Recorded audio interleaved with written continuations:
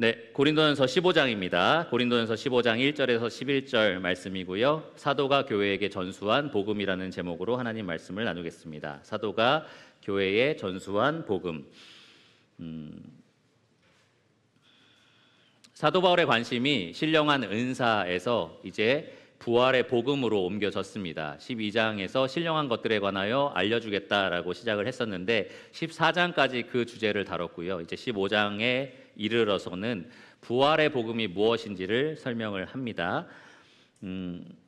오늘 이 본문을 쭉 읽어보면 우리 모두가 알겠지만 부활이 굉장히 강조되고 있다는 것을 알 수 있습니다. 모든 복음의 내용들이 기록되어 있지만 부활의 증인들이 이렇게 많다라는 것을 계속 강조하면서 이야기합니다. 1에서 11절 본문의 대부분의 내용이 부활과 관련이 되어 있다라고 말할 수 있어요. 실제로 사도들이 전파했던 복음은 부활과 연관이 있었습니다. 사도행전에 기록된 베드로의 이 복음을 몇 가지 살펴보면 베드로가 항상 그렇게 이야기를 해요. 너희가 매달아 죽인 그 십자가에 달려 죽게 한 그 예수 그리스도를 하나님이 살리셨다라는 이야기를 합니다.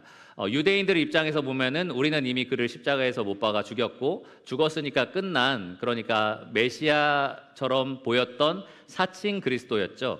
그런데 아닌 것으로 드러났겠다라고 생각을 했었는데 이 사도들은 복음을 전하면서 그러나 그 예수가 부활하셔서 진짜 그리스도임을 입증하셨다라고 이야기를 합니다. 자기들이 그 증인이다라고 복음을 전했던 겁니다. 그런데 사도 바울이 다시 한번 고린도 교회에 이 부활의 복음을 이야기하는 이유는 이 고린도 교회 성도들 가운데 어떤 사람들이 부활에 관하여 믿지 않았기 때문에 그렇습니다. 고린도전서 15장 12절을 보시면 그리스도께서 죽은 자 가운데서 다시 살아나셨다 전파되었거늘 모든 사도들을 통하여 이렇게 전파가 되었는데도 너희 중에서 어떤 사람들은 어찌하여 죽은 자 가운데서 부활이 없다 하느냐. 고린도 교회 성도들 중에 어떤 사람들이 죽은 사람은 부활할 리가 없어 라는 생각을 가졌던 겁니다. 죽으면 그것은 끝이야 라는 생각을 했던 거죠. 예수님의 부활을 부정한 것은 아닐 수도 있습니다. 그러나 성도 혹은 불신자, 사람이 죽고 나서는 부활하지 않는다라는 어떤 사상들을 받아들이기 시작했던 겁니다. 그래서 13절을 보시면 만일 죽은 자의 부활이 없으면 그리스도도 다시 살아나지 못하셨으리라. 사람의 부활이 없다면 사실 그리스도도 부활한 적이 없는 것과 마찬가지다라는 식으로 이제 이야기를 하는 겁니다. 사도가 전한 복음에는 부활이 반드시 들어가야 하고요. 그리고 죽은 자의 부활의 소망이 반드시 그에 따른다라고 이야기를 하는 겁니다. 이처럼 부활을 부정할 때 교회에 매우 치명적인 문제가 일어납니다. 부활을 부정하면 복음으로 우리가 가지고 있는 소망을 살아있는 소망이라고 말하는데 부활을 부정하는 즉시 그 소망이 죽은 소망이 됩니다. 여러분, 죽으면 끝이다 라고 한다면 이게 어떻게 살아있는 소망이 되겠어요? 그냥 살다가 끝나버리는 인생을 우리가 사는 건데 어떻게 이게 소망이 있겠습니까? 죽음 이후에 아무것도 없는데. 그러니까 산 소망이 아니라 죽은 소망이 되는 겁니다. 뿐만 아니라 미래적인 소망만 끊어지는 것이 아니라 현재적인 은혜도 우리가 놓치게 돼요. 우리는 구원을 얻고 나서 구원에 합당한 거룩한 삶을 힘있게 살아갑니다. 왜 그렇습니까? 부활 후에 그에 대한 보상이 있다라고 믿기 때문에 그렇습니다. 상 주시는 이가 있다라고 믿는 거예요. 죽음 이후에 그것이 기다리고 있다라고 믿는 겁니다. 그런데 부활이 없어요. 여러분, 이 세상이 전부다라고 한다면 거룩하게 사시겠습니까? 그냥 막 사시겠습니까? 막 살면서 내가 원하는 이익을 다 취득하시겠습니까? 아니면 어떻게든 고난과 역경을 이겨내고 내가 감수하고 그렇게 살아가시겠습니까? 이 세상이 끝이면 굳이 고생할 필요 없겠죠? 그러니까 거룩한 삶을 살지 않는 겁니다. 부활의 소망을 잃어버리면 사실 교회는 구원에 합당한 삶을 살아갈 동력도 잃어버리게 되는 겁니다. 그래서 사도 바울은 교회를 다시금 재교육할 필요가 있었습니다. 부활이 참 복음 안에 반드시 포함되어야 한다라는 것을 가르칠 필요가 있었던 겁니다. 그래서 1절에 이렇게 말씀을 시작합니다. 형제들아, 내가 너희에게 전한 복음을 너희에게 알게 하노니 이는 너희가 받은 것이요 또 그 가운데 선 것이라. 먼저 형제들아 라는 아주 친밀한 표현으로 시작을 해요. 제가 사도고 어떤 교회에 부활을 안 믿는 성도들이 생겼다라는 소식을 듣는다면 이 미련한 사람들아, 뭐 이런 식으로 쓸 수 있겠죠. 어리석은 사람들아, 이런 식으로 쓸 수 있었을 텐데 그렇지 않고 아주 친밀한 그 영원한 사랑의 관계 속에 있는 이 형제 자매들의 이름을 부릅니다. 형제들아 라고 친밀하게 부른 다음에 내가 이 복음을 너희에게 다시 알게 하기를 진심으로 원한다 라고 표현을 하는 겁니다. 이 복음이 이 바울이 쓴 이 고린도전서라는 편지를 통해서 처음 그들에게 전달된 것은 분명히 아닙니다. 여기 보시면 1절에 형제들아 내가 너희에게 전한 복음이라고 이야기합니다. 과거형이거든요. 이미 과거에 끝난 사건을 이야기합니다. 내가 너희에게 이미 전달했던 그 복음을 알게 한다라고 재차 이야기를 하는 겁니다. 그리고 이어서 뭐라고 말해요? 이는 너희가 받은 것이다 라고 얘기를 해요. 과거형입니다. 과거에 이미 받은 사건을 이야기합니다. 사도 바울은 전했고 그들은 이미 받은 복음에 대해서 다시 한번 알게 하겠다라고 이야기를 하는 겁니다. 특별히 여기 너희가 받은 것에서 받았다라는 이 표현이 좀 주목할 필요가 있는데요. 제가 여러분들에게 무언가를 전달할 때에 제가 어디선가 들은 얘기인데요. 이렇다고 합니다 라고 전달하는 것과 제가 직접 경험하고 목격하고 직접 받은 것을 전달하는 것은 굉장한 차이가 있습니다. 여기 받다라는 이 단어가 후자를 말해요. 사도 바울이 직접 경험하고 직접 전수받은 것을 이 고린도 교회 성도들이 받았다라는 것을 의미합니다. 파라람바노라는 이 단어가 최초에 목격한 사람이 개인적으로 확실하게 전수해 준 무언가와 관련되어 있는 단어입니다. 바울은 복음의 목격자였고요. 바울이 받은 이 복음은 주님께 직접 받은 것이었습니다. 그래서 바울은 고린도전서의 이 고린도 교회에 편지할 때에 만찬 예배에 대한 이야기를 할 때도 이것은 내가 주께 받은 것이니라는 말을 써요. 주님께 받은 내용이다라고 이야기를 하는 겁니다. 고린도 교회는 반드시 사도 바울이 목격하고 주님께 받은 그리고 그들에게 전달한 이 복음을 굳게 지키고 있어야 했습니다. 왜냐하면 여기 1절 말씀 하반절에 보시면 너희가 받은 것이요 그 이후에 또 그 가운데 선 것이라 라는 말씀이 있습니다. 그들은 이 복음 위에 서 있었습니다. 이것은 과거형이 아니라 완료형이거든요. 과거에 이 복음 위에 섰던 그 교회가 지금까지 계속해서 이 복음 위에 서 있다라는 것을 의미합니다. 그 복음을 잃어버리고 그 복음을 지켜내지 못하고 다른 복음을 받아들이는 순간 그들은 넘어지게 된다라는 것을 의미합니다. 그들이 계속해서 굳게 서 있으려면 반드시 이 복음을 굳게 지키고 있어야 한다라는 겁니다. 여러분 분명히 기억하셔야 될 사실이 있어요. 바른 복음은 교회를 굳게 세우지만 다른 복음은 교회를 금세 무너뜨린다라는 거예요. 우리는 분명히 예전에 복음을 들었고 그 복음으로 굳게 서 있으니까 영원히 괜찮을 거야, 주님 나라 갈 때까지 멀쩡히 서 있을 거야 라고 믿으시면 안 됩니다. 고린도 교회가 다른 복음으로 흔들렸던 것처럼 교회는 얼마든지 다른 복음을 받아들일 수가 있습니다. 그리고 그 결과는 굉장히 참혹하다라는 거예요. 교회 전체가 서거나 무너지게 하는 것이 복음의 순수성이기 때문에 그렇습니다. 저는 페이스북에서 예전에 말씀드린 것처럼 몇 개월 전에 대표적인 유신 진화론자 우종학 교수랑 댓글로 논쟁을 한 적이 한번 있습니다. 왜 했나 싶어요. 지금 생각해 보면은 왜 했나 싶은데 뭔가 기독교에 대해서 잘못 전달하고 있어서 그렇지 않습니다라고 제가 이제 반박을 했던 건데 받아들일 수 있는 마음 자체가 없더라고요. 그래서 괜히 했다 이런 생각도 들었는데 결국에는 그 논쟁 끝에 이 우종학 교수가 했던 말은 이거였습니다. 과학이 이렇게 발전했는데 어떻게 그 옛날 정통 교리에 매여 있을 수 있느냐라는 거였어요. 어떻게 이렇게 사회 문화가 달라졌는데 그 똑같은 고전적인 교리와 복음에 그것을 고집할 수가 있느냐라고 이야기를 했던 겁니다. 그것은 굉장히 미련한 일이다. 그리고 사실은 교만한 일이다라는 얘기를 합니다. 이렇게까지 달라진 하나님이 과학과 사회와 문화를 통해서 보여주신 달라진 것들을 분명히 보여주셨으면 그거에 맞춰서 복음도 바뀔 필요가 있다라고 이야기를 하는 겁니다. 그런데 사도 바울은 아주 정면으로 그것에 반박을 할 겁니다. 2절을 보시면 너희가 만일 내가 전한 그 말을 굳게 지키면, 그리고 후반절을 보시면 그로 말미암아 구원을 받으리라. 구원을 받으려면 무엇을 해야 됩니까? 바울이 말한, 사도가 전한 그 말을 굳게 지켜야 된다라는 거예요. 복음은 과학이 발전함에 따라서 발전하는 게 절대 아닙니다.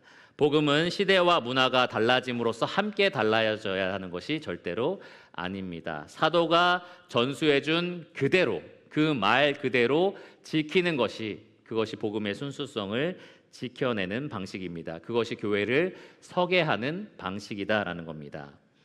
그렇게 해야만 우리는 구원을 받을 수가 있습니다. 그 말은 무엇이냐? 구원의 현재적인 은혜를 풍성히 누릴 수 있다라는 겁니다. 구원의 미래적인 소망을 확실히 붙잡을 수 있다라는 말입니다.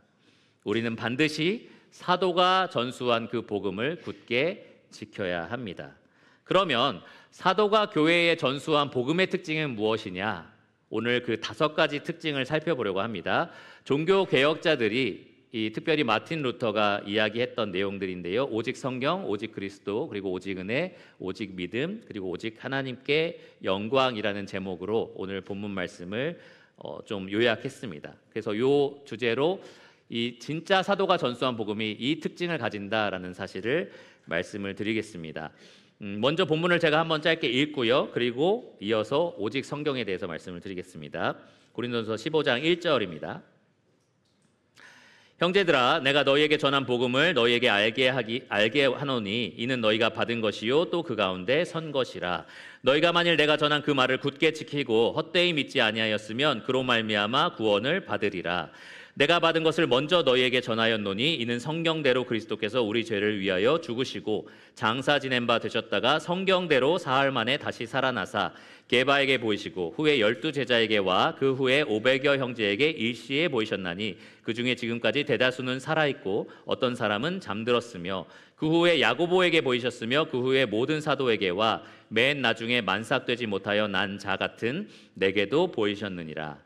나는 사도 중에 가장 작은 자라. 나는 하나님의 교회를 박해하였으므로 사도라 칭함받기를 감당하지 못할 자니라. 그러나 내가 나 된 것은 하나님의 은혜로 된 것이니 내게 주신 그의 은혜가 헛되지 아니하여 내가 모든 사도보다 더 많이 수고하였으나 내가 한 것이 아니요 오직 나와 함께 하신 하나님의 은혜로라. 그러므로 나나 그들이나 이같이 전파함에 너희도 이같이 믿었느니라. 자, 사도가 전파한 복음의 첫 번째 특징은 바로 오직 성경에 근거한다라는 겁니다. 오직 성경에 근거한다. 여기 3절과 4절을 보시면 내가 받은 것을 먼저 너희에게 전하였노니 라고 이야기를 해요. 내가 받았다라는 것은 사도가 바울이 받았다라는 것을 의미하는데, 바울은 이 전달한 복음을 예수 그리스도께 직접 받았습니다. 사람에게 전달 받아서 이렇게 받은 것이 아니라 예수님께 직접 받은 겁니다. 갈라디아서 1장 11절과 12절에 분명하게 이렇게 말하고 있어요. 앞에 화면에 나올 텐데 제가 읽겠습니다. 형제들아, 내가 너희에게 알게 하노니 내가 전한 복음은 사람의 뜻을 따라 된 것이 아니니라. 이는 내가 사람에게서 받은 것도 아니요 배운 것도 아니요 오직 예수 그리스도의 계시로 말미암은 것이라. 바울은 이 복음을, 지금 이 전수하고 있는 이 복음을 사람에게서 받은 것이 아니라고 말합니다. 사람에게 배운 것도 아니라고 말을 해요. 예수 그리스도께 직접 받은 계시라고 분명하게 말하고 있습니다. 아마도 다메섹 도성으로 가던 중에 부활하신 예수님을 만났을 때에 분명한 계시로서 복음의 내용을 전수받았을 겁니다. 그런데 그 이후에 바울은 예루살렘에 갑니다. 그리고 베드로를 비롯한 다른 12사도들을 만나요. 기둥 같은 사도들을 만나는 거죠. 그러면서 서로가 받은 그 복음의 내용이 일치한다라는 것을 확인합니다. 그래서 갈라디아서 2장 2절과 7절을 보시면 베드로를 이 할례자를 위한 사도로 삼으신 것처럼 나를 무할례자의 사도로 삼으신 것을 모두가 확실했다, 모두가 확인했다라는 말을 합니다. 그러니까 어떻게 우리가 사도라는 것을 서로 확인한 거예요? 우리가 받은 복음의 메시지가 일치한다라는 것을 둘이 확인을 한 겁니다. 우리가 받은 메시지가 일치하고 우리가 받은 소명이 일치한다라는 것을 그 사도들이 서로 확인한 겁니다. 그래서 바울이 받은 복음은 확실히 예수 그리스도의 계시로서 그가 직접 받은 말씀이다라는 것을 우리가 여기서 확인할 수가 있습니다.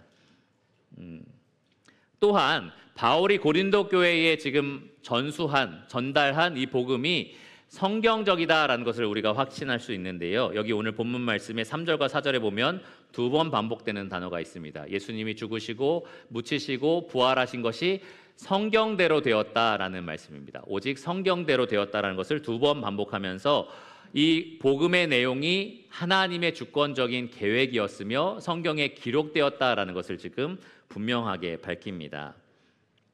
여러분 가만히 생각해 보시면 예수님이 이 땅에 오셔서 육신을 입고 이 30년의 인생을 일반적으로 사시다가 그리고 이제 공생애를 시작하셨죠. 침례를 받으신 이후에 공생애를 시작하시면서 오늘은 이 마을 가고 내일은 저 마을 가고 모르겠다. 내일 뭐 아무데나 가야지. 뭐 이렇게 생각하시는 것이 절대로 아니었습니다. 그렇게 하다 보니까 미움을 받고 그러다 보니까 십자가형을 받게 됐고 어쩌다 보니까 그래서 돌아가시게 됐고 이런 것이 절대 아니었다는 거죠. 예수님은 성경을 통해서 이렇게 되는 것이 아버지의 뜻이다라는 확신을 가지고 움직이셨습니다.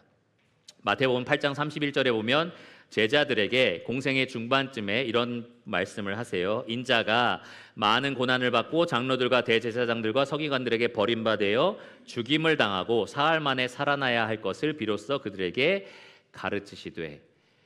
가르치신 겁니다. 이제 아버지의 뜻대로 내가 이런 일들을 해야 된다라고 분명하게 말씀을 하신 겁니다. 이 복음을 이게 성경적이다라고 가르쳤던 사도들은 처음부터 이것에 동의하지 않았습니다. 처음에는 굉장히 반대했었습니다. 예수님 그럴 수 없습니다. 내가 그것을 분명히 막을 겁니다. 절대 그런 일이 일어나면 안 됩니다라고 항변을 했었습니다. 그럴 때 예수님이 뭐라고 하셨죠? 사도들에게 사탄아 물러가라 라고 하시면서 뭐라고 하셨냐? 너희는 사람의 일을 생각한다. 하나님의 일이 아니라 사람의 일을 생각한다라고 말씀하셨습니다. 무슨 말입니까? 예수님이 잡히시고 십자가에 달려서 돌아가시고 묻히시고 부활하시는 것이 사람의 일이 아니라 하나님의 일이다라고 확신하셨다는 겁니다. 예수님은 이것이 아버지가 성경에 기록하신 뜻이다라는 확신이 분명히 있으셨습니다. 그래서 실제로 잡히시던 날 밤에 많은 군병들이 예수님을 잡으러 왔었죠. 그때 베드로가 칼을 꺼내서 지키려고 합니다. 그때 예수님이 칼을 도로 집어넣어라 라고 하시면서 내가 지금 아버지께 구하면 12군단이나 되는 천사가 온다라고 말씀을 하셨습니다. 그런데 마태복음 26장 54절에 보면 그렇게 하지 않는 이유를 이렇게 밝히셨어요. 만일 그렇게 하면 만일 내가 아버지께 구해서 12군단 되는 천사가 온다면 이런 일이 있으리라 한 성경이 어떻게 이루어지겠느냐? 나는 성경대로 여기서 붙잡혀야 된다라고 말씀하신 겁니다. 나는 성경대로 아버지 뜻대로 십자가에 달려서 죽고 부활해야 된다라고 분명히 말씀을 하신 겁니다. 그리고 부활하신 후에 예수님이 제자들을 찾아오셨습니다. 누가복음 24장 44절에서 48절까지인데요. 한번 찾아보겠습니다. 누가복음 24장 44절에서 48절입니다. 화면에도 나올 겁니다. 여기 누가복음 말씀은 예수님께서 부활하신 후에 11사도 앞에 나타나신 장면입니다. 나타나셔서 영은 먹을 수가 없는데 생선을 가져와 봐라. 내가 먹는 모습을 보여주겠다. 이 손에 한번 손가락을 넣어봐라. 옆구리에 이 창자국에 손을 넣어봐라. 이러면서 이제 자신이 부활하셨다는 것을 입증하셨던 그러한 장면이에요. 그렇게 하신 후에 뭐라고 하셨느냐? 44절을 보시면 내가 너희와 함께 있을 때에 너희에게 말한 바 곧 모세의 율법과 선지자의 글과 시편의 나를 가리켜 기록된 모든 것이 이루어져야 하리라 한 말이 이것이라 라고 말씀을 하십니다. 그러니까 돌아가시기 전에 이들에게 충분히 말씀을 하셨던 거죠. 모세의 율법, 모세의 오경을 말하고요. 선지자의 글, 예언서를 말합니다. 시편, 시가서를 말해요. 이 세 가지가 합쳐져서 구약 성경을 가리킵니다. 그러니까 예수님은 충분히 이 제자들과 함께 있을 때에 구약 성경을 통해서 나는 아버지의 뜻대로 이런 일들을 해야 할 거야 라고 분명히 말씀을 하셨던 겁니다. 그리고 이것이 이렇게 이루어졌다라고 지금 부활하신 후에 제자들에게 설명을 하시는 겁니다. 그래도 못 알아들었던 거죠. 그래도 어리석었고 정말 부활하신 게 맞나? 막 이런 의심들이 있었던 겁니다. 그러니까 45절에 뭐라고 말씀하고 있어요? 예수님께서 그들의 마음을 열어서 성경을 깨닫게 하셨다라고 말씀하십니다. 이 구약의 성경의 기록들을 깨닫게 하신 거예요. 이해하지 못하고 받아들이지 못하고 반대하던 그 제자들에게, 사도들에게 이것이 진짜 아버지의 뜻이었다. 그것이 성경에 기록된 것이었다라고 지금 분명히 깨닫게 해 주신 겁니다. 그리고 46절부터 이렇게 말씀하세요. 이같이 그리스도가 고난을 받고 제3일에 죽은 자 가운데서 살아날 것과 또 그의 이름으로 죄사함을 받게 하는 회개가 예루살렘에서 시작하여 모든 족속에게 전파될 것이 기록되었으니 너희는 이 모든 일의 증인이라. 아버지께서 창세전에 계획하신 것, 성경을 통해서 기록하신 그 계획을 내가 이루었는데 이제부터는 너희가 그것의 증인이 될 거다라고 분명히 말씀을 하신 겁니다. 그러니까 사도가 교회에게 전수해 준 복음은 성경대로 되었다라고 우리가 분명히 말할 수 있습니다. 오직 성경의 기록대로 실현된 것이다라고 말할 수 있습니다. 복음은 하나님의 절대 주권적인 뜻이었다라는 겁니다. 창세전부터, 그리고 이 성경에 기록된 방식대로 하나님의 절대 주권적인 뜻으로서 복음이 주어졌습니다. 두 번째로 바른 복음의 특징은 복음이 오직 그리스도의 공로로 우리에게 전달되었다라는 겁니다. 만일 성경에 기록만 되어 있고 창세전에 하나님의 계획에만 있었다면 복음이 우리의 것이 될 수 없었겠죠. 우리에게 전달되지 않았을 겁니다. 그런데 그 기록된 성경 말씀 그대로 그리스도께서 모든 것을 이루셨기 때문에, 모든 것을 현실화시키셨기 때문에 그것이 곧 우리의 것이 되었습니다. 3절과 4절을 보시면 그리스도께서 우리 죄를 위하여 죽으시고 장사 지낸 바 되셨다가 성경대로 사흘 만에 다시 살아나사라고 말을 합니다. 이 모든 행위의 주어, 누가 이것을 이루셨느냐? 바로 그리스도입니다. 그리스도께서 죽으셨고요, 그리스도께서 장사 지낸 바 되셨고요, 그리스도께서 다시 살아나신 겁니다. 우리를 위해서 그렇게 하셨어요. 우리 사람을 위해서, 믿는 자들을 위해서 예수님께서 그렇게 하신 겁니다. 오늘날 기독교는 이것에 대해서 굉장히 아무런 장애물 없이 쉽게 받아들입니다. 예수님이 당연히 우리를 위해서 돌아가셨죠, 묻히셨죠, 부활하셨죠. 그런데 이 고린도 교회만 해도, 이 당시 1세기 초기 교회만 해도 이 예수님이 신이신데, 하나님의 아들이신데 육신을 입고 이런 일들을 하셨다라는 것을 받아들이기 굉장히 어려워했었습니다. 왜냐하면 이교도 사상 때문이었는데요. 이교도 사상이 어떤 강력한 어떤 개념이 있었느냐? 영적인 것들은 굉장히 신성하고 아름답다. 그러나 육신적인 것, 물질적인 것은 굉장히 더럽고 부정적이다라는 그러한 이단적인 사상이 있었습니다. 영지주의라고 알려진 사상이에요. 그러다 보니까 예수님이 육신을 입고 이 땅에 오셨다라는 것 자체가 받아들이기가 힘든 겁니다. 어떻게 신령하고 거룩한 신께서 이 더럽고 부정한 육신을 입을 수 있어라는 생각을 가졌던 거예요. 그래서 요한일서 1장 7절이나 요한일서 말씀을 보면 적그리스도가 누구냐라고 하면서 예수 그리스도께서 육체로 오심을 부인하는 자가 아니냐라고 말을 합니다. 왜 그렇습니까? 이 당시에 그리스도가 육신을 입었을 리는 없어라는 사상들이 있었기 때문에 그렇습니다. 어떻게 거룩한 신이, 신령한 영이 육신을 입을 수가 있어, 더러운 부정한 그 육신, 물질적인 것들을 입을 수가 있어라는 그러한 생각들을 이 고린도 교회 성도들도 가졌던 겁니다.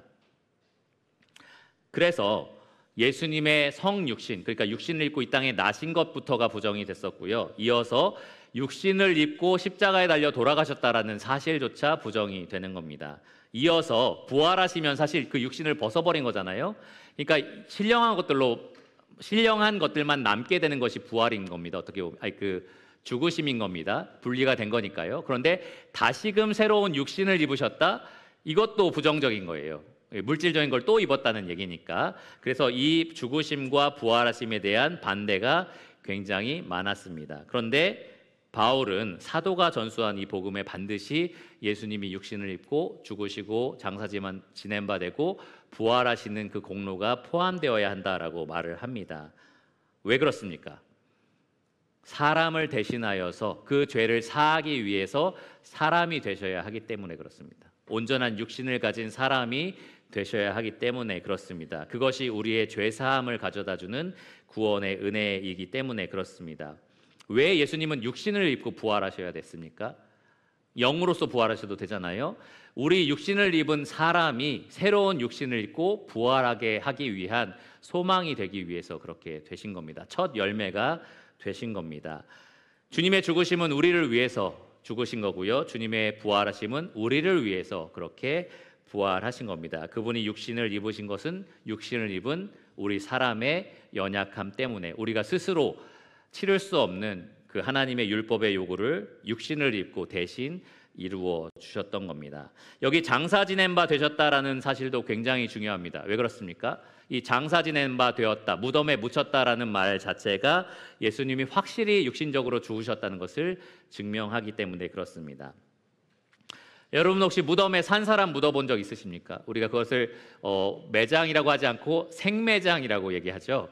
산 사람은 사실 무덤에 묻지 않습니다. 과거에 유명한 왕들이 그 처와 자식들을 막 살아있는 채로 묻기도 하고 그랬는데 그건 참 아름다운 것이 아니라 참 끔찍한 일이잖아요. 예수님이 무덤에 묻히셨다는 것이 무엇을 증명하느냐? 그분이 육신적으로는 확실한 죽음에 이르렀다라는 것을 증명합니다. 반대로 예수님이 무덤에 묻히셨다는 것은 그분의 부활하심도 입증합니다. 그분이 부활하셨을 때, 새로운 육신을 입으셨을 때 무덤이 비었다라는 것을 보여주기 때문에 그렇습니다. 많은 불신자들이 빈 무덤이라는 이 증거 때문에 하나님께로 돌아옵니다.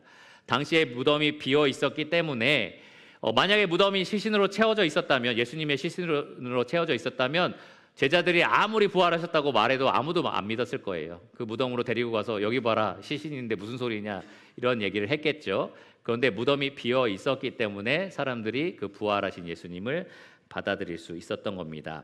그래서 장사 지냄 받으셨다라는 말이 복음의 핵심 내용으로 반드시 포함이 되고 있습니다.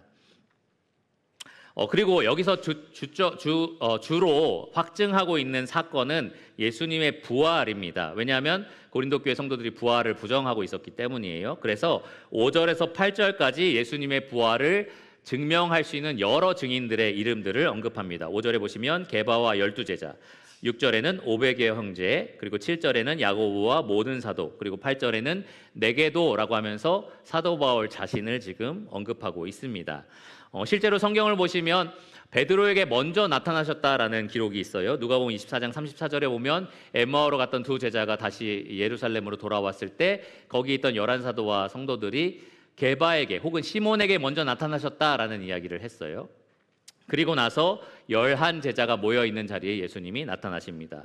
여기 바울은 12제자라고 썼는데 성경에는 이 가룟 유다를 제외한 나머지를 이야기할 때도 12제자라고 말할 때가 종종 있습니다. 그래서 여기에서도 유다를 제외한 11제자가 모였을 때 예수님이 나타나신 사건을 이야기합니다. 아까 말씀드린 사건, 생선을 가져다가 먹기도 하시고 이 손가락에 이 옆구리에 넣어봐라 라고도 말씀하셨던, 내가 진짜 부활했다라는 것을 보여주셨던 그러한 사건입니다.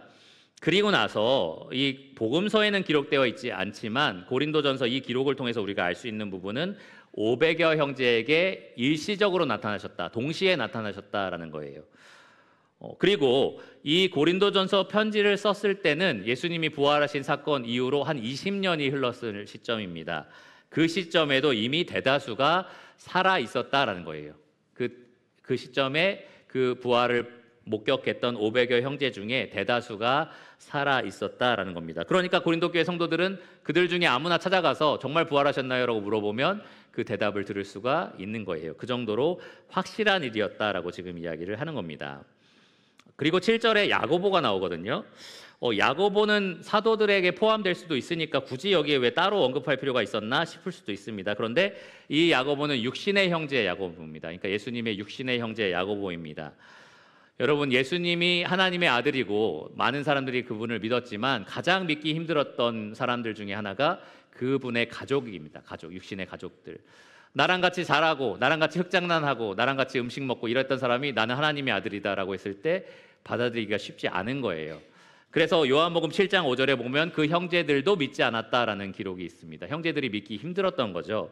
그런데 이 야고보는 예수님의 육신의 형제이지만 나중에 예루살렘 교회의 기둥과 같은 핵심 인도자가 됩니다. 그리고 우리가 잘 보고 있는 이 야고보서라는 책자를 기록을 했어요. 이 편지 1장 1절에 자기 자신을 이렇게 소개합니다. 주 예수 그리스도의 종 야고보. 어떻게 이렇게 자신을 그리스도의 종이라고 부를 수 있게 되었을까요? 자기의 형님인 이 예수님을 어떻게 주님으로 부를 수 있게 되었느냐라는 겁니다. 부활하신 예수님을 만났기 때문에 그렇습니다. 예수님이 부활하셨고 그에게 나타내 보여주셨을 때 야고보는 예수님의 형제 야고보에서 예수님의 종 야고보가 된 겁니다. 이후에 여러 경우를 통해서 모든 사도들에게 또 나타나셨고요. 그 중에 사도 중에 가장 작은 자라고 자신을 소개한 사도 바울에게도 예수님이 나타나셨습니다. 다메섹 가던 길에서 예수님이 나타나셔서 사울아 사울아 네가 어찌하여 나를 핍박하느냐라고 만나 주셨죠. 그러면서 이 이 바울이 처음으로 이분이 진짜 그 부활하신 예수님이구나라는 것을 알아보게 됩니다. 사도로서 부르심도 받게 된 겁니다. 그래서 이것이 예수님이 육신을 입고 죽으시고 부활하셨다라는 것을 입증하는데, 이것이 하나님께서 주권적으로 계획하신 복음이 사실로 이루어졌다라는 것을 입증하는 겁니다. 예수님이 만일 영으로 이 땅에 오셔서 하나님이 계획하신 많은 구원의 어떤 일들을 영으로 이루시고 가셨다라고 한다면 아무도 볼 수가 없는 거잖아요. 아무도 증인이 될 수 없는 거였습니다. 그런데 예수님은 육신을 입고 이 땅에 오셔서 아버지의 계획 속에 있던 그 구원의 모든 공로를 이 땅에서 모두 이루셨습니다. 역사적인 사실이 되게 하신 겁니다. 이것을 통해서 이 복음은 우리에게 확실하게 전수가 되었습니다. 믿는 자가 죄사함을 받는 것은 예수님께서 육신을 입고 그들을 위하여 죽으셨기 때문이고요. 믿는 자가 부활의 소망을 갖는 것은 예수님께서 육신을 입고 부활하셔서 그들에게 이 부활의 소망을 주시기 때문인 겁니다.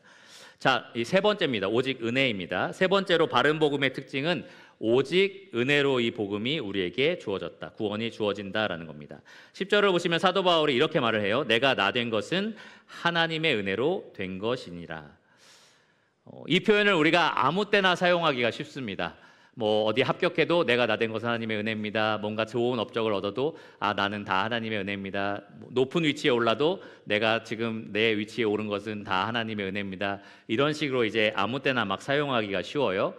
그런데 모든 것이 하나님의 은혜라는 측면에서 뭐 그렇게 쓸 수도 있겠죠. 그러나 이 말씀 자체는 어떤 의미로 사용되었느냐?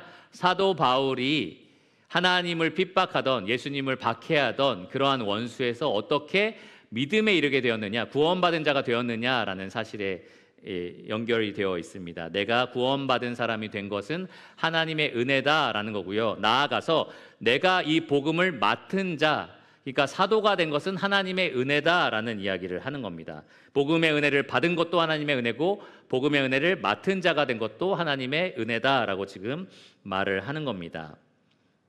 먼저 바울은 사람들이 자기를 비방했음직한 그러한 표현들을 기꺼이 동의하면서 이렇게 사용을 합니다. 8절에 보시면 만삭되지 못하여 난 자라고 표현되고 있어요. 아마도 많은 사람들이 사도 바울을 이렇게 비방했을 겁니다.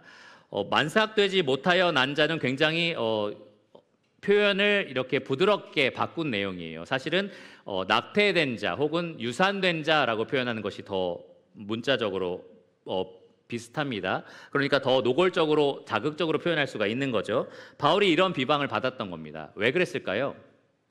실제로 바울이 일찍 태어나서 그런 것은 아니고요. 다른 사도들과 비교해서 그렇다는 겁니다. 다른 사도들은 3년 반이라는 기간 동안 예수님의 이 직접적인 훈련을 받고 예수님이 그렇게 낳은 사도들이다라고 한다면 사도 바울은 그런 경험이 없잖아요. 그냥 다메섹으로 가던 중에 예수님의 부르심을 받고 사도가 된 자라고 하면서 그것을 이런 식으로 비판하면서 이야기를 했던 겁니다. 그런데 바울은 기꺼이 그것을 받아요. 그래, 나는 그렇게 된 사람이야. 그러나 이렇게 된 것이 하나님의 은혜야 라고 지금 이야기를 하는 겁니다. 9절에도 보시면 사도 중에 가장 작은 자라고 자신을 표현하는데 그 이유가 9절에 이어서 나옵니다. 하나님의 교회를 박해하였으므로 사도라 칭함받기를 감당하지 못할 자. 이 두 가지 표현 모두 다 또 사도 바울을 비방하는 사람들의 입에서 먼저 나왔을 겁니다. 너 교회 핍박했잖아. 너 뭐 교회 원수 같은 사람이었잖아. 그런데 어떻게 사도라고 할 수 있어? 이런 식의 비방을 받았던 거죠. 바울은 그러한 것들을 그대로 기꺼이 동의하지만 그러나 내가 사도가 된 것은 하나님의 은혜다라는 이 사실을 이야기합니다. 내가 구원의 은혜를 받은 것 하나님의 은혜고 내가 사도가 된 것 하나님의 은혜다라고 지금 이야기를 하는 겁니다. 사실 바울은 누구보다도 예수님을 미워했던 사람이에요. 그래서 예수님 믿는 사람이 있다면 어디든지 가서 그들을 잡아다가 옥에 가두고 그들이 죽임당하는데 한 표를 던졌던 사람이 바울입니다. 하나님에 대한 잘못된 열심 때문에 그랬어요. 예수님을 굉장히 미워하는 것이 하나님을 사랑하는 길이라고 생각을 했던 겁니다. 그런 그가 어떻게 예수님을 사랑하는 사람으로 바뀌었느냐? 갑자기 마음을 먹고 뭐 생각을 고쳐먹고 이렇게 된 일이 아니라는 거죠. 오직 전적으로 하나님의 은혜였다라고 이야기를 하는 겁니다. 모든 사도보다 더 많이 수고하는 사도가 된 것은 오직 다 하나님의 은혜였다라고 말을 하는 겁니다. 에베소 교회에 편지한 내용을 보면 에베소서 3장 7절에 이렇게 말을 했어요. 이 복음을 위하여 그의 능력이 역사하시는 대로 내게 주신 하나님의 은혜의 선물을 따라 내가 일꾼이 되었노라. 바울이 사도가 된 것은 하나님의 은혜의 선물이다라고 이야기를 하는 겁니다. 바울은 이어서 내가 사도로서 모든 수고를 다 했다라는 이야기를 하는데 이렇게 표현하고 있어요. 이게 굉장히 우리가 주목할 부분인데요. 내가 하나님을 배척하던 원수였는데 그런 나를 구원해 주셨고 그런 나를 사도로 삼아 주셨으니까 너무 은혜롭잖아. 그러니까 나는 그 은혜에 합당한 삶을 살려고 많은 수고를 했어. 다른 사람보다 훨씬 더 많이 수고했어. 이렇게 표현하는 것이 아니라 처음에 나에게 주신 그 은혜가 헛되지 아니하여서 나에게 이런 일을 하게 하셨다라고 이야기합니다. 쉽게 말하면 내가 한 것이 아니라 은혜가 이 일을 하게 한 거다라는 표현을 사용하는 거예요. 나에게 하나님 주신 그 은혜가 헛되지 않았다, 비어있거나 무능한 은혜가 아니었다라는 이야기를 하면서 내가 많은 수고를 했다라고 얘기를 해요. 그런데 뭐라고 얘기했어요? 내가 한 것이 아니요 10절에 오직 나와 함께 하신 하나님의 은혜로라 라고 이야기를 합니다. 그러니까 내가 사도로서 수고한 모든 것들도 사실은 전적인 하나님의 은혜의 힘으로 한 것이다 라고 이야기를 합니다. 많은 그리스도인들이 구원을 받는데, 그러니까 거듭나는 데까지 전적인 하나님의 은혜다라고 고백을 해요. 내가 한 것은 없습니다. 나는 참 죄인으로 살았어요. 그런데 하나님이 은혜로 나를 구원하셨습니다. 나를 하나님 믿도록 도와주셨습니다. 하나님 말씀이 이해가 되도록 깨닫게 하셨습니다. 다 하나님의 은혜였어요 라고 얘기를 해요. 근데 그리고 나서 그리스도인의 삶을, 그 구원에 합당한 삶을 살아가는 데 있어서 그 은혜를 깨달은 자로서 살 수 없는 부족한 그 모습을 보면서 나는 참 죄인입니다. 그렇게 살지도 못해요 라고 이야기를 해요. 그 이후의 삶은 오롯이 내가 내 힘으로 하는 거다라는 착각에 빠져 있습니다. 그런데 바울의 이 고백을 보면 그렇지 않은 거예요. 구원에 합당한 삶을 살아가는 것 또한 하나님의 은혜입니다. 하나님의 은혜가 우리를 그렇게 살아가게 합니다. 물론 우리가 마음과 뜻과 힘을 다해서 하나님을 사랑해야 되는 것은 맞고요. 수고해야 되는 것도 맞습니다. 그런데 이 복음을 제대로 이해하고 있는 분이 계시다면, 이 가운데 계시다면 모두가 동의하실 거예요. 내가 그렇게 수고하고 노력하고 하나님을 위해서 살아가는 모든 것, 그 밑에 동력은 다 하나님의 은혜였다라고 고백을 하는 겁니다. 모든 것이 다 하나님의 은혜였습니다. 구원은 시작부터 영원에 이르기까지 모든 것이 다 하나님의 전적인 은혜입니다. 우리가 우리 된 것도, 우리가 은혜에 합당한 삶을 살아가는 것도 모두 다 하나님의 은혜입니다. 우리가 한 것이 아니라 하나님이 하신 겁니다. 하나님의 은혜가 끝까지 능력 있게 역사하기 때문에 그렇습니다. 그래서 사도 베드로는 이 소아시아 성도들에게 이렇게 말을 했어요. 베드로전서 5장 10절입니다. 모든 은혜의 하나님 곧 그리스도 안에서 너희를 부르사 자기의 영원한 영광에 들어가게 하시니가 잠깐 고난을 당한 너희를 친히 온전하게 하시며 굳건하게 하시며 강하게 하시며 털을 견고하게 하시리라. 확신이 있었던 거죠. 하나님의 은혜가 반드시 우리를 굳게 서게 할 거고, 그리고 강하게 하실 거고, 온전하게 하실 거다라는 겁니다. 구원은 이렇게 전적인 하나님의 은혜를 노래합니다. 네 번째로 참 복음은 이 믿음으로 된다라는 것을 분명하게 인정합니다. 11절을 보시면 이렇게 표현을 해요. 그러므로 나나 그들이나 이같이 전파하매, 나라는 것은 사도 바울을 말하고요. 그들은 다른 사도들을 말합니다. 사도 바울인 나도 그렇고 다른 사도들도 그렇고 똑같이 이같이 전했다라고 이야기를 하는 거예요. 여기서 이같이라는 말은 제가 앞서 설명드린 그 내용입니다. 성경대로 복음이 우리에게 주어졌다라는 것, 그리고 그리스도의 공로로 우리에게 주어졌다는 것, 그리고 오직 은혜로 구원이 우리에게 주어졌다는 것, 이렇게 사도들이 다 전파했다라고 지금 이야기를 하는 겁니다. 그리고 이어서 뭐라고 말해요? 11절 하반절에 너희도 이같이 믿었느니라 라고 이야기를 합니다. 너희도 이같이 믿었느니라. 이 믿다라는 단어는 과거형입니다. 그러니까 과거에 이렇게 받아들인 사건을 가리키고 있어요. 올바른 믿음을 처음에 가졌다라고 지금 이야기를 하는 겁니다. 사도가 처음 복음을 전했을 때 그들이 그에 합당한 믿음을 가지고 있었다. 바울이 전한 그 복음에 대해서 전적으로 동의하고 확신하고 있었다라는 사실을 지금 이야기하는 겁니다. 우리가 구원을 받으려면 우리는 반드시 이 같은 참된 믿음을 소유하고 있어야 됩니다. 이 믿음은 우리가 키워나가는 것이 아니고요, 처음부터 받는 믿음을 가리킵니다. 하나님이 우리에게 주시는 참 선물인 믿음을 가리키는 겁니다. 그래서 2절에도 이렇게 구분지어서 설명해요. 이 2절을 좀 우리가 주목해서 살펴볼 필요가 있습니다. 이렇게 말해요. 너희가 만일 내가 전한 그 말을 굳게 지키고, 여기 지키다라는 것은 현재형으로서 계속해서 지켜나가야 된다는 것을 말하거든요. 이 사도가 전한 복음을 우리가 계속해서 변질되지 않도록 동일한 복음을 받아들일 수 있도록 지켜나가야 한다라는 것을 의미합니다. 그런데 이어서 나오는 이 말씀을 한번 보세요. 헛되이 믿지 아니하였으면, 과거형입니다. 과거에 너희가 이것을 받아들일 때에 헛된 믿음이 아니라 참된 믿음으로 이것을 받아들였다면 그로 말미암아 구원을 받으리라 라고 말을 하는 겁니다. 그러니까 복음이 우리에게 전해드리시는 것, 구원의 은혜가 우리에게 전달될 때 반드시 필요한 것은 헛되지 않은 믿음. 히브리서 기자는 이것을 가리켜서 오직 영혼을 구원함에 이르는 믿음이라고 말합니다. 그런 믿음이 우리에게 주어져야만 우리는 그 믿음으로 말미암아 은혜로 구원을 받아들일 수가 있다라는 겁니다. 애초에 이 바른 믿음이 없었더라면 우리는 구원을 받을 수가 없는 겁니다. 에베소서에서 사도 바울은 너희는 그 은혜에 의하여 믿음으로 말미암아 구원을 받았으니 이것은 너희에게서 난 것이 아니요 하나님의 선물이라 라고 말을 해요. 믿음도 하나님이 주시는 겁니다. 우리를 구원함에 이르게 하는 그 참 믿음은 하나님이 우리에게 주시는 선물이라는 겁니다. 만일 우리가 그 믿음을 선물로 받았다면 우리는 히브리서 기자가 말한 것처럼 그 믿음으로 말미암아 믿음의 결국 영혼의 구원에 이르게 되는 겁니다. 우리의 믿음이 가짜였다면 우리는 결국에 뒤로 물러나서 멸망하게 될 겁니다. 히브리서 10장 39절에 이렇게 말했어요. 우리는 뒤로 물러가 멸망할 자가 아니요 오직 영혼을 구원함에 이르는 믿음을 가진 자니라. 믿음은 강해지거나 약해질 수 있지 않나요? 맞습니다. 강해질 때도 있고요, 약해질 때도 있어요. 어제는 엄청 강했는데 오늘은 엄청 약해질 수도 있습니다. 믿음은 엎치락뒤치락 오르락 내리락 하지 않나요? 맞습니다. 그럴 수 있어요.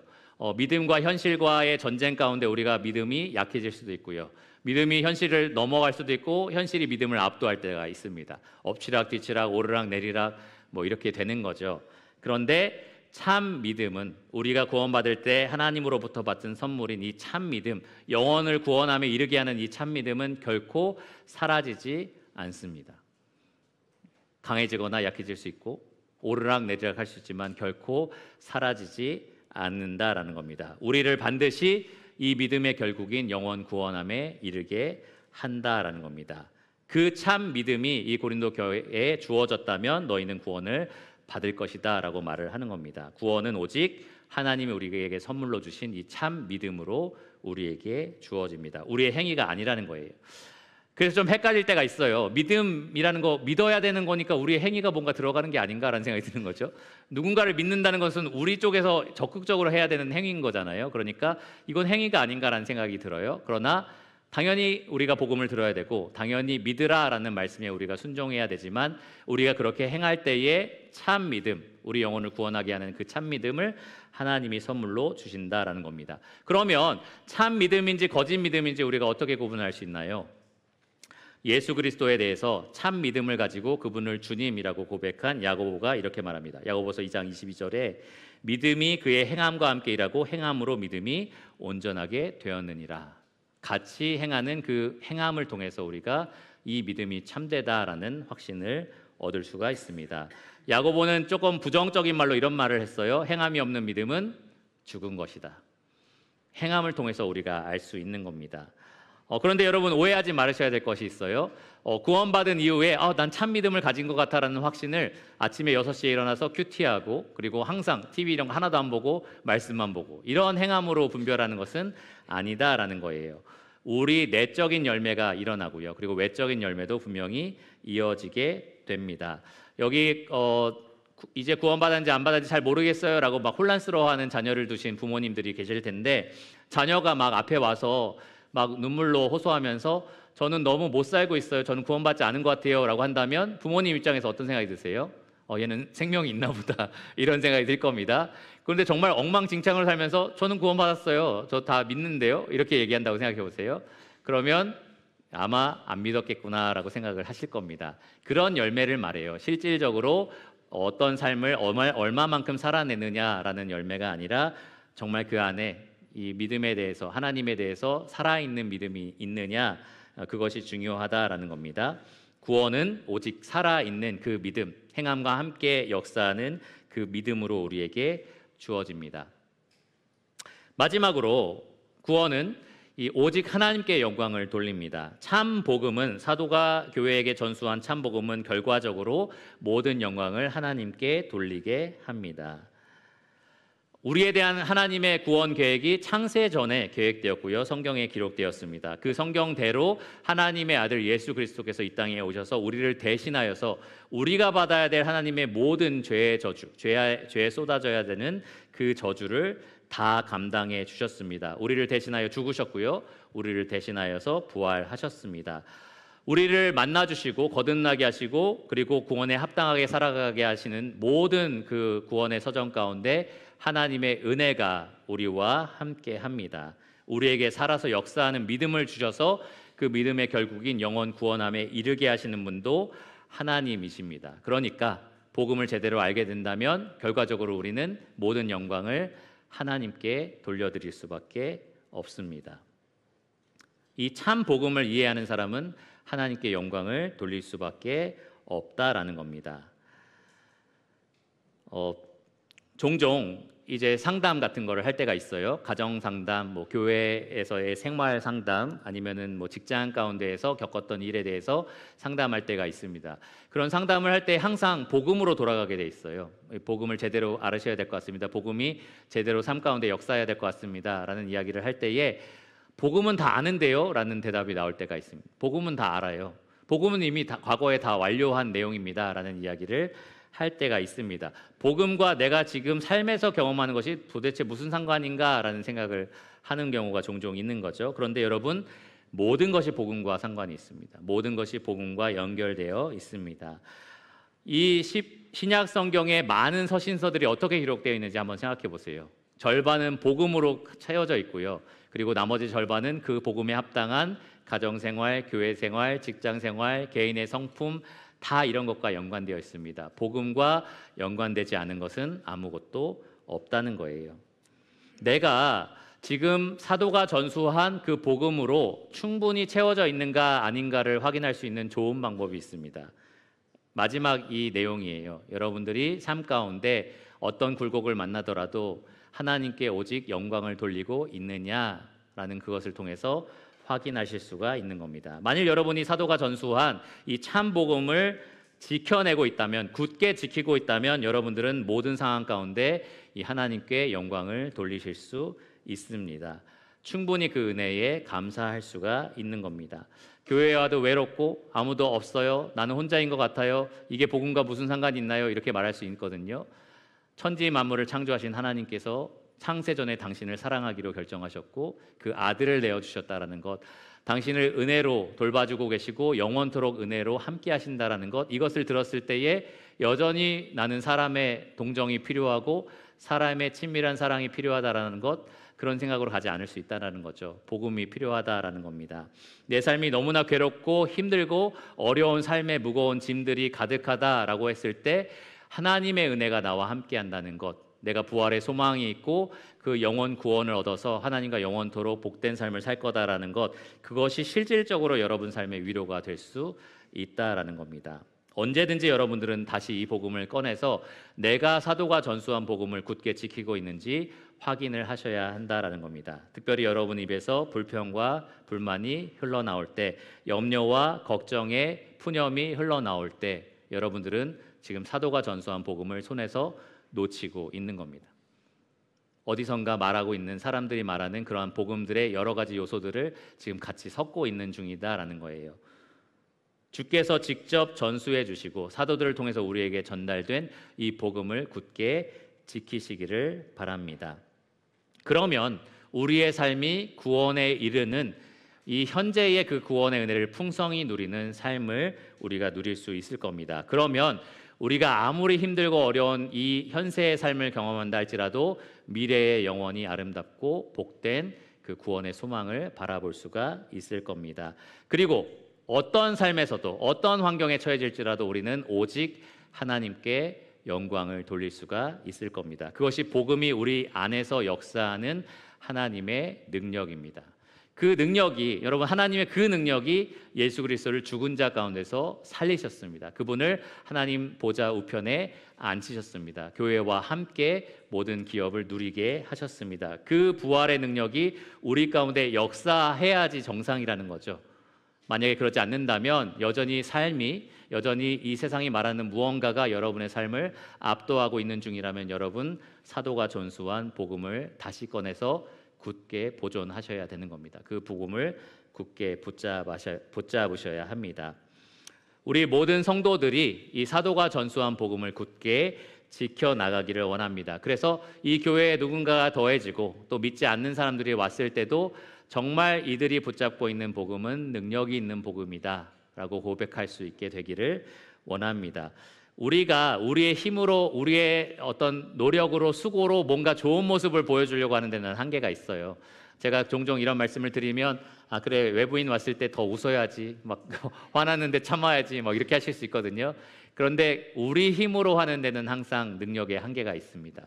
여러분 안에 이 복음의 능력이 역사하도록 참 복음을 계속해서 새롭게 여러분 안에 공급하시기를 바랍니다. 그러면 복음에 담겨있는 하나님의 능력이 여러분의 삶을 변화시킬 겁니다. 우리 교회를 굳게 세울 겁니다. 그렇게 우리가 하나님께 온전히 영광 돌리기를 바랍니다. 기도하고 말씀을 마치겠습니다. 하나님 감사합니다. 오늘날 수많은 교회들이 잘못된 복음 위에 세워져서 성도들의 믿음이 파손하고 그리고 교회도 무너져 내려가는 것을 많이 지켜보고 있습니다. 하나님, 유평교회에 참 복음을 허락하여 주심에 감사드립니다. 사도가 전수해 준 그 복음을 굳게 지켜나가는 이 일에 우리 모두가 한마음으로 하나 되게 하여 주심에 감사를 드립니다. 하나님, 우리의 믿음을 뒤흔들고 또 우리가 붙잡고자 하는 이 복음에서 멀어지게 하는 것들이 얼마나 많은지 모릅니다. 삶의 현실적인 문제들과 그리고 세상이 말하는 여러 거짓말들이 우리를 이 참 복음에서 멀어지게 만듭니다. 하나님, 우리가 날마다 우리 자신에게 복음을 전하는 자가 되게 하여 주시기를 원합니다. 우리가 날마다 주변에 있는 성도들에게 또 사랑하는 내 가족들에게 참 복음, 사도가 전수해 준 이 복음을 전달하고 가르치고 깨우치는 자가 되게 하여 주시기를 원합니다. 우리가 그렇게 서로를 굳게 믿음 가운데 세워가게 하여 주시기를 원합니다. 오직 복음의 능력만이 이 교회를 세울 수가 있으며 온갖 거짓으로부터 보호할 수가 있습니다. 하나님, 복음의 능력이 이 유평교회 안에 가득하게 하여 주시고 유평교회 성도들 삶 가운데 가득 차서 넘치게 하여 주시기를 간절히 구합니다. 우리를 통하여 오직 하나님께만 영광이 돌려지기를 간절히 구합니다. 모든 것을 예수 그리스도 이름으로 감사하며 기도드렸습니다. 아멘.